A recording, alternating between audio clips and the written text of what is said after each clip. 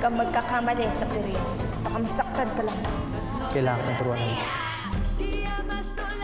Napakaganda mo. Ngayon lang ako nakita ng alipin kasi ganda mo.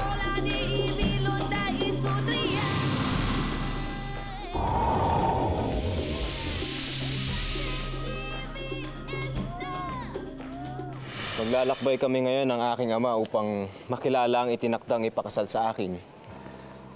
Hindi aalisin ang mga markang ito sa aking mukha hanggat hindi kami nakakasal. At sino naman ang mapalad na babae niya, kaibigan? Hindi ko siya kilala.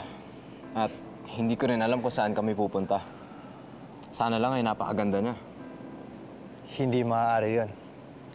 Dahil nakita ko na ang pinakamagandang engkantada sa Encantadia at sa akin lang siya.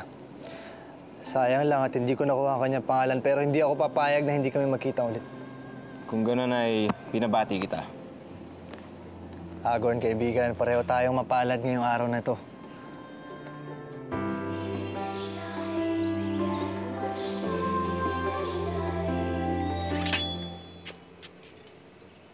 May dala akong liham mula sa Eteria. Ako na. Ako nang tatanggap. Sino ka? Prinsipe Asval. Kapatid ni Meno, ang hari ng Sapiro. Maaari mong ipagkatiwala sa akin ang dala mo.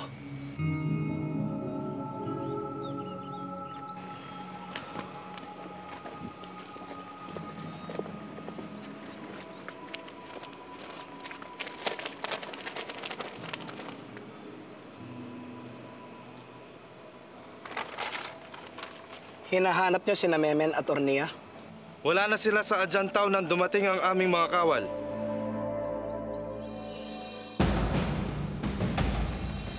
Napakabata pa ng aking anak. Ngunit mainam na ngayon pa lang ay itakda ng kanilang kasal. Kayo ang aking napili bilang gantimpala ng inyong katapatan sa Etheria. At mananatiling matapat ang Atoria sa aming inang kahariang Eteria. Kung ganon, bibigyan ko kayo ng pahintulot na makita ang aking anak.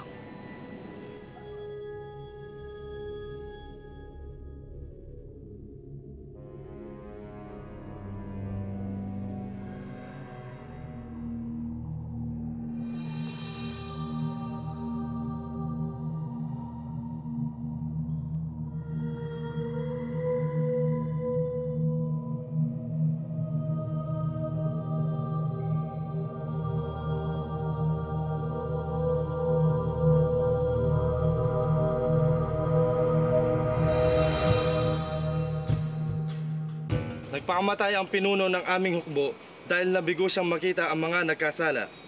Kaya hanggang ngayon, ipinapahanap pa rin ng aking reyna, sina Memen, Ornia at ang kanilang anak sa lahat ng sulok ng Encantadia. Pinaalalahanan din ng lahat na huwag silang tutulungan o itatago man lang. Tinitiyak ko sa iyo. Wala dito ang hinahanap niyo.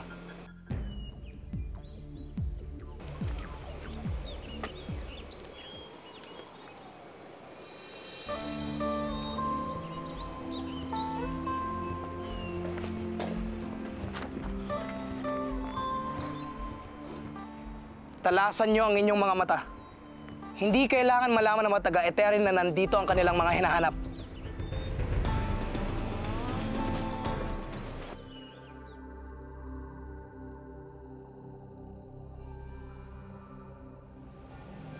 Hagorn. Avisala. Avisala. Mula sa araw na ito, ay tinatali ko ang tagapagmana ng Hathoria sa aking anak na siyang kanyang magiging asawa.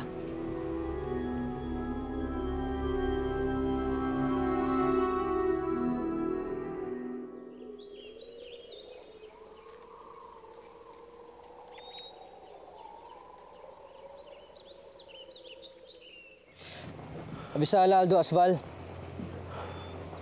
Rakim, magdamag ka na wala kagabi. Ganito ba ang wastong kilos ng isang prinsipe? ang umasta na parang wala siyang pakialam sa kanyang kaharian. Patawad, Aldo Asval. Maayos ang sapiro at wala naman akong gagawin dito.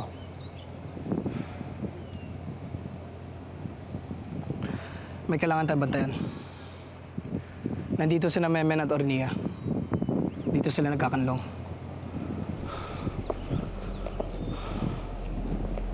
Ano? Pinaghahanap sila ng mga Etherian. At pag nalaman nilang nandito ang mga diwata, mapapahamak tayong lahat. Kaya kailangan natin mag-ingat. Walang maaaring makaalam na dito sila nagkukubli.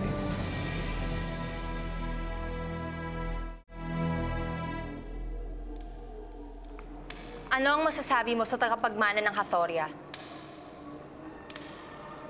Bakit kailangan ko makipag-isang dibdib sa prinsipe ng Hathoria, Ina? Ito ang paraan upang lalo nating mahawakan ang ating mga nasasakupan.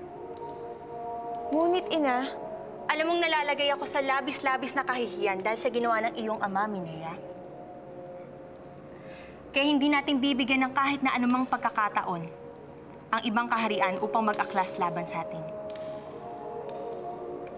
Kaya ako ang pain? Labag man sa aking kalooban, ngunit kailangan.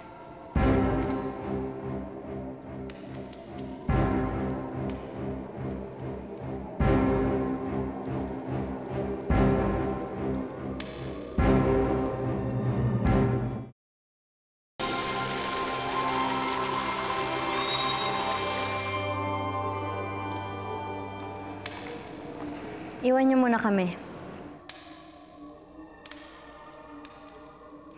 Matututunan mo ring mahalin si Prinsipe Hagon kapag kayo ay kasal na Heraminea. Wala akong panahon sa pag-ibig, Gurna. Pagkat puot ang bumabalot sa aking puso ngayon. Puot sa aking ama at sa kinakasama niyang aliping diwata. Ang kahariang ito ay punong-puno ng mga aliping diwata. Hindi ko mawari kung bakit umibig ang iyong ama sa isang katulad nila. Kasalanan nila kung bakit nalagay sa kahihiyan ng aking ina. At kung bakit ako pinagkaisang dibdib sa isang prinsipeng hindi ko makilala. Kailangan ko sila makita, Gurna.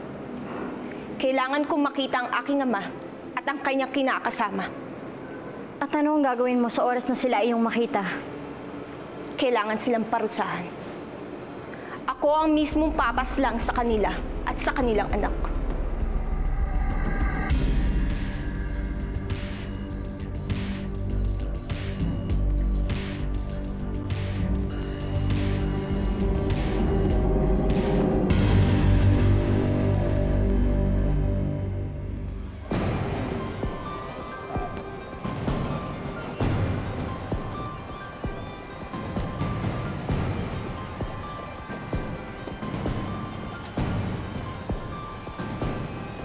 Rakim, nakilala ko na ang babaeng aking mapapangasawa. Napakaganda niya. Sino siya? Ang anak ng reyna ng Etheria, si Minea. Paano mo naman nasabing napakaganda niya? Wala pa kahit sinong taga-Heraandal ang nakakakita sa kanya. Ipinakita niya sa akin ang kanyang muka. Totoong maganda siya. Sigurado ako, daig pa niya yung sinasabi mong alipin na nakita mo. Hindi ako makapapayag. Pag nakita ko yung Encantada ngayon, ipapakilala ko siya sa'yo at sa Minea ngayon na kahit anak pa siya ng reyna, walang-wala siya dun sa Encantada ngayon. Kung gano'n dapat ipagharap natin silang dalawa. May tiwala ako sa aking Minea.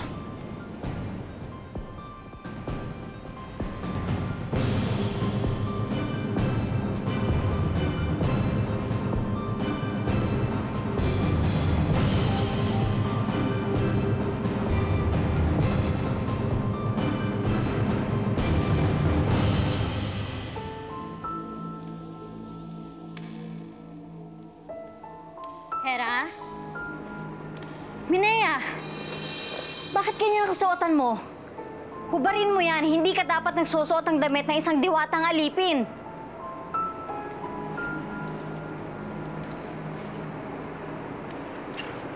Kailangan ko ito, Gurna. Dito sa kasuotan kong ito, mas malaya akong makakalapit sa mga diwata at iba pang engkantado na hindi nangingilag sa akin. At sa pagbabalat kayo ko, mas nakakasiguro ako na mas madali ko mahanap ang aking ama at ang kanyang anak na sinasabing magiging karibal ko sa trono. Sigurado ka ba sa gagawin mo?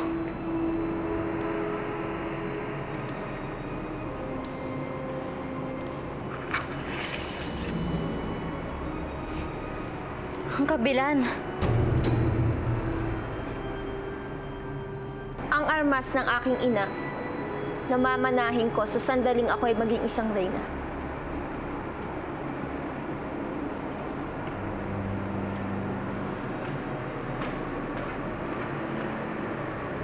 Mula ngayon, binabasbasan ko ang kabilan na ito upang maging armas laban sa mga diwata. Minea, Ito ang papatay sa mga diwatang aagaw sa kapangyarihan ng Eteria.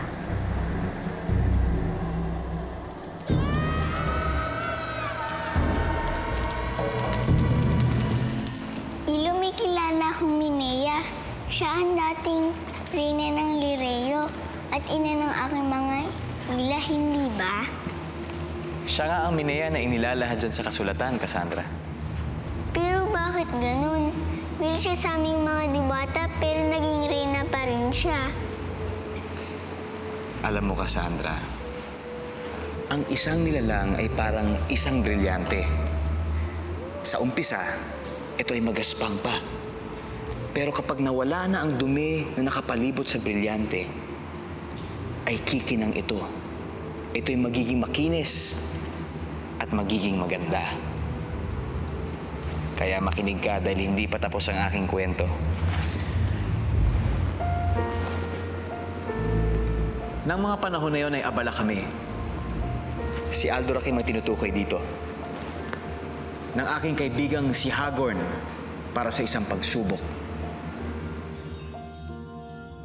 Handa ka na ba, Prinsipe Hagorn? Handa na ako, Prinsipe Rakim. Kung ganun, magsimula na tayo!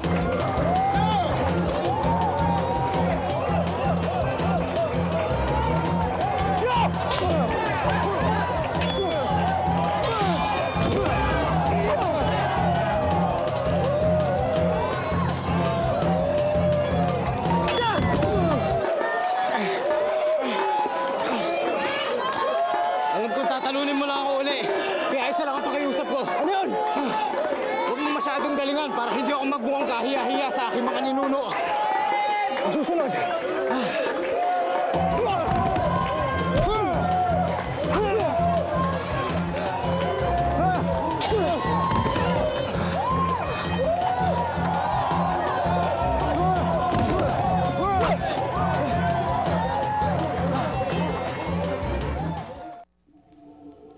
Inaasahan ko na meron na kayong magandang balita.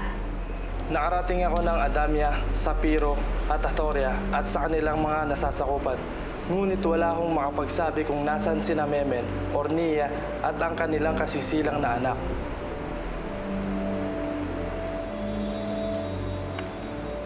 Kung gano'n, Victor, magsama ka ng isang hukbo at parusahan niyo ang lahat ng mga diwatang makikita niyo. Gawin ang nararapat upang lumantad sina Ornia. Susunod, mga nareyna.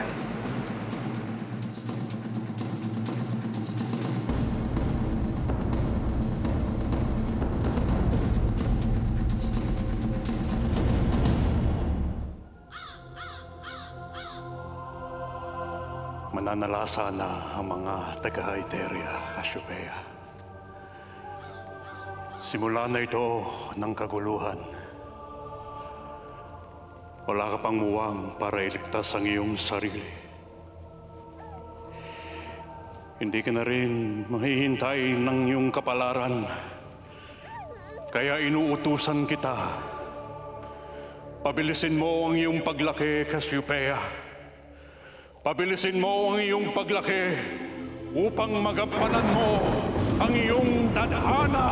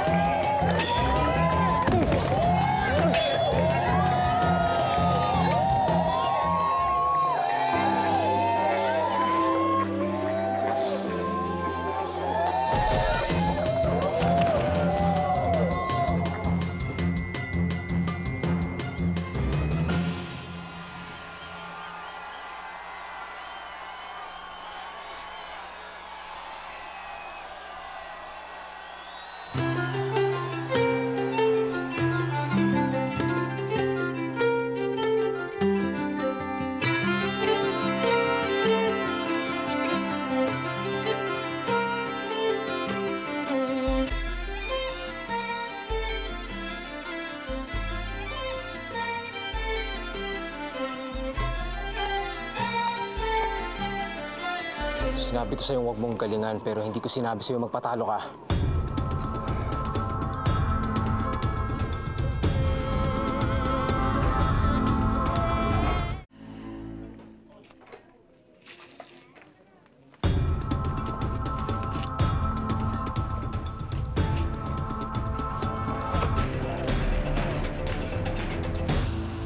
Encantada!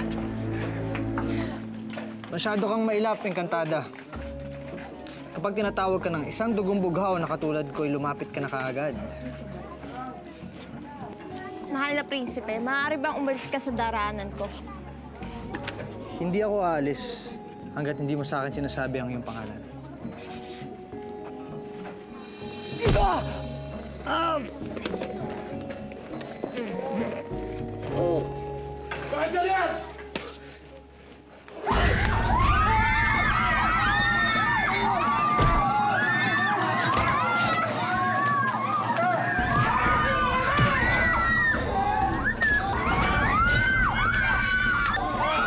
Mga Eterian, hindi ka nila dapat makita.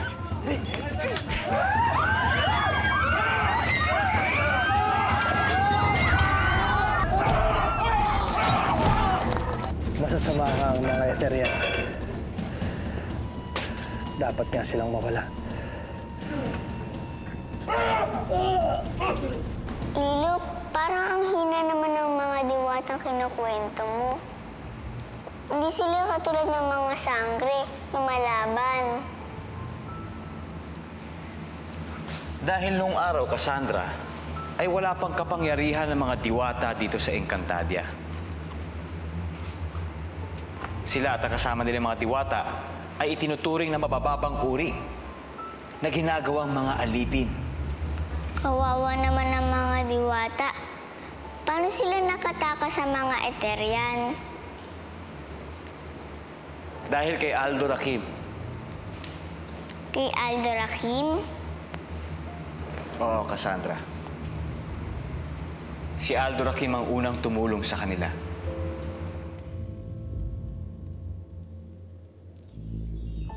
Aldo Asbal! Ba't ganyan ang ayos mo? Pinagpapatay ng mga Eterian ng mga diwatang makita nila.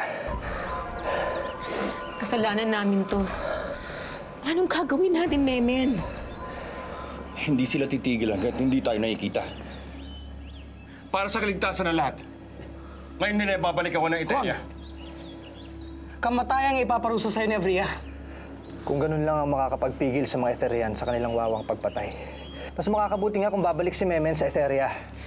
Hindi dahilan ang pagbabalik ni Memen sa Eteria upang mapigilan ang mga Eterian sa kanilang pananalasa. Kaya nilang gawin ang kahit na ano sa kahit na sinong nilalang dahil mas marami sila at mas makapangyarihan. Pero Aldo Asbal... Hindi sila aalis dito. Hindi magbabalik si Memen sa Eteria.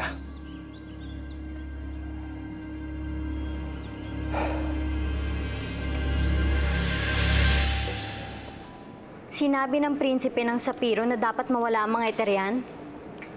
Oo. At kitang-kita ko ang galit sa kanyang mga mata. Nakakatuwa. Anong nakakatuwa doon? Kailangan malaman to ng iyong ina. Wag! Bakit? May kasabihan, Gurna. Upang higit mo makilala ang iyong kaaway, kailangan kaibiganin mo siya. Aldo Asbal, bakit mo naman pinigilan si Memen sa ibig niya? Hindi ba tama lang na bumalik siya ng Eteria para harapin ang mga kasalanan niya? Kapag bumalik si Memen, maaari nga mapayapa si Reyna Evria. Maaring ipatigil ang walang habas na pagpatay sa mga diwata. Na siyang dapat mangyari. Kapag tumigil ang kalupitan ng Eteria, maaaring mapayapa ang mga diwata.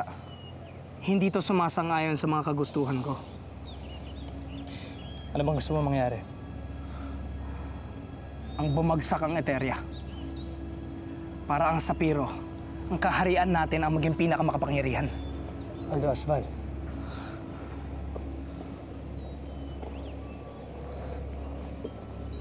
Habang nanggugulo at nagmamalupit ang Eteria, maraming engkantado ang magagalit. Ang galit na yan ay maaaring mamunga ng pakikipaghimagsik. At ang himagsikan na yan ay maaaring mamunga sa pakikipaglaban ng engkantado laban sa Eteria.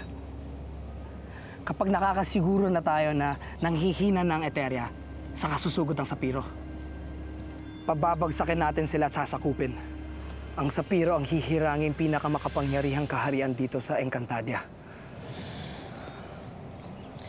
Isasakripisyo mo ang buhay ng maraming diwata at engkantado para lang sa ambisyon mo. Makinig ka aking pamangkin. Hindi mahalaga ang buhay, kundi ang tagumpay.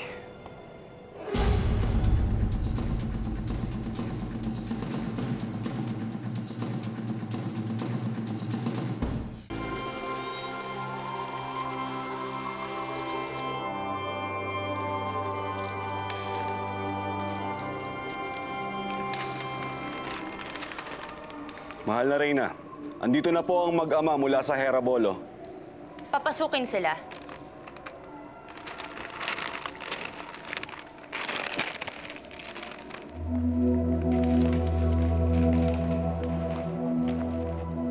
Mahal na Reyna.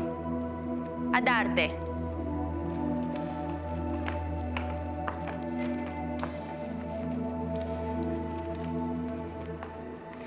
Silatus at Juvila ng Herevolo.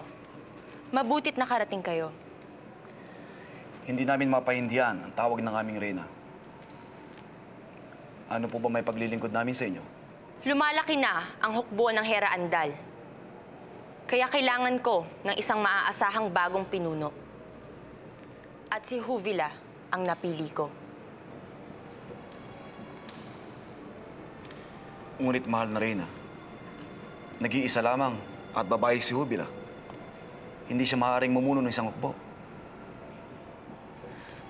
At bakit hindi si Latus? Nakita ko kung paano makipaglaban si Juvila. Ni minsan ay wala pang nakatalo sa kanya. Kaya karapat-dapat lamang siya mabigyan ng katungkulan, lalo na't meron siyang dugong bughaw.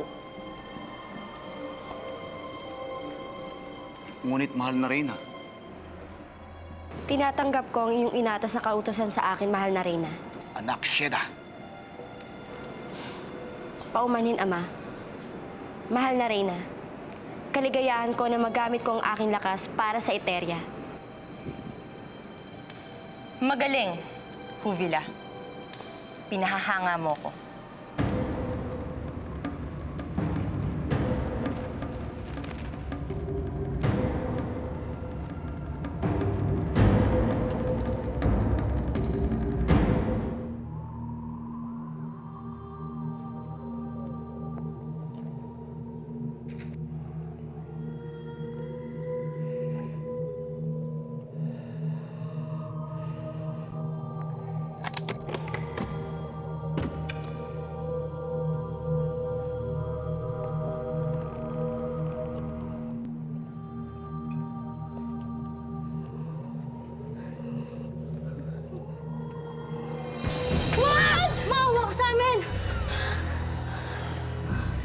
Hindi ko kayo sasaktan, Diwata.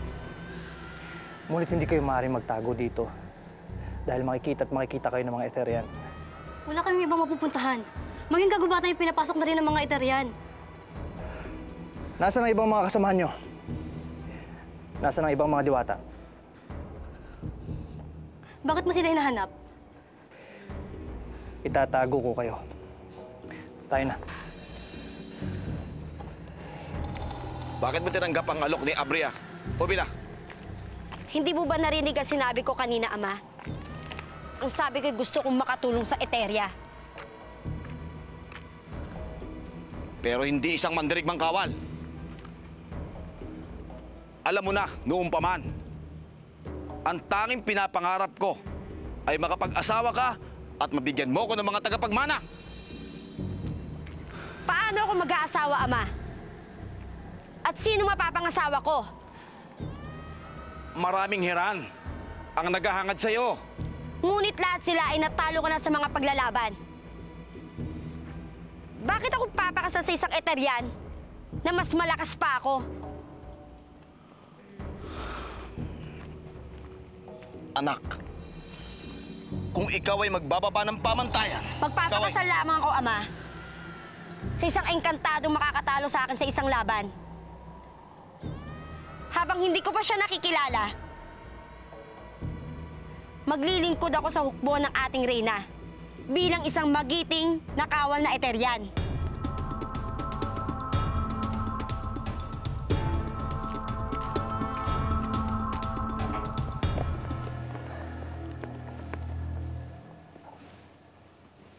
Bakit, Prinsipe Rakim?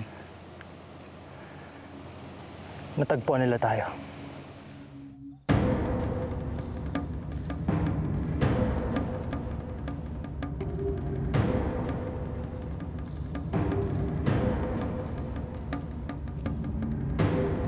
Magsitago kayo!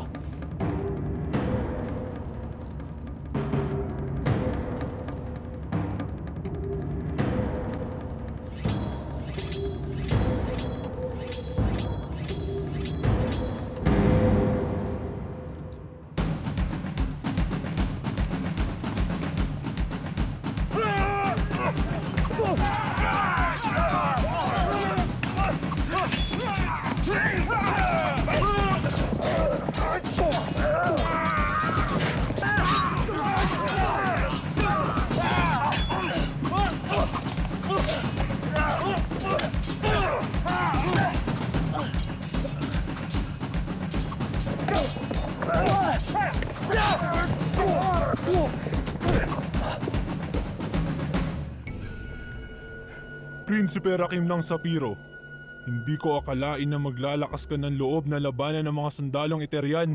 Alin sa dalawa, ikaw ay nahahangal na o may tinatago ka sa amin? Siguro nga'y nahahangal ako. Pagpatawad ninyo.